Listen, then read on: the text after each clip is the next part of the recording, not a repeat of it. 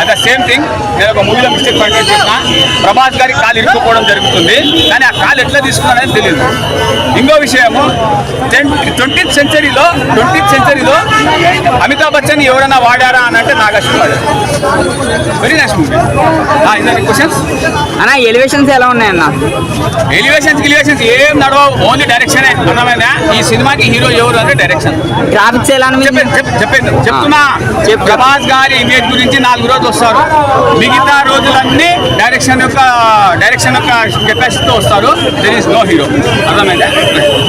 అమితాబ్ బచ్చన్ గారు చిన్న అమితాబ్ బచ్చన్ కి 20th సెంచరీలో అమితాబ్ బచ్చన్ ఎవరైనా వాడారు అని అంటే దెర్ ఈస్ ఓన్లీ నాగాశ్విన్. అర్థమైందా? నాగాశ్విన్ ని జూనియర్ రాజమౌళి అన్నా కూడా తప్పేం లేదు. అర్థమైందా? బాహుబలి డైరెక్టర్ అమ్మ మొగుళ్ళ తయారైనాడు సినిమాకి.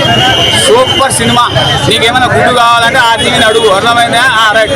అనే ఇందులో రాజమౌళి గారు, ఆర్జీవి గారు, అలాగే బ్రహ్మానందం గారు ఇంకా ఉన్నారు కదా, ఏమంటారు? అందరూ ఒకే స్క్రీన్ మీద కనిపిస్తే అది కెమియో రోల్ అంటారు. అర్థమైందా?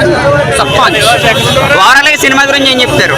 ఓవరాల్ గా సినిమా ఫస్ట్ టికెట్ పెట్టి సినిమా కొను, చూడు, తర్వాత చెప్తాను. అర్థమైందా? మూవీ నేను సినిమా ఎలా ఉందన్న చెప్తాను, జెన్యూన్ రివ్యూ చెప్తాను. ఎందుకంటే నేను మెగా ఫ్యామిలీ అమ్మాని. ప్రభాస్ అంటే నాకు రెబల్ మూవీ నుంచి చాలా ఇష్టం. మూవీ ఫస్ట్ హాఫ్ కొంచెం చాలాసేపు అర్థం అవనట్టు అనిపిస్తుంది. అంటే ఫ్యాన్గా కూడా చెప్తున్నాను, కాసేపు అర్థం కాదు.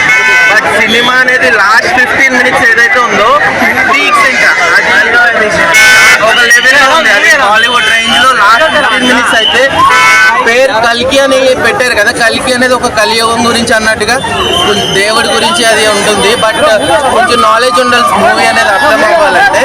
ఫస్ట్ కొంచెం స్లో అనిపిస్తుంది, బట్ ఫ్యాన్స్ ఎవరు డిసప్పాయింట్ అవ్వరు. సినిమా అనేది లాస్ట్ 15 minutes అయితే పీక్స్. కీర్తి సురేష్ వాయిస్ ఎలా ఉంది? కీర్తి సురేష్ వాయిస్, ప్రభాస్ వాయిస్ చాలా బాగుంది. అంటే ఇప్పుడు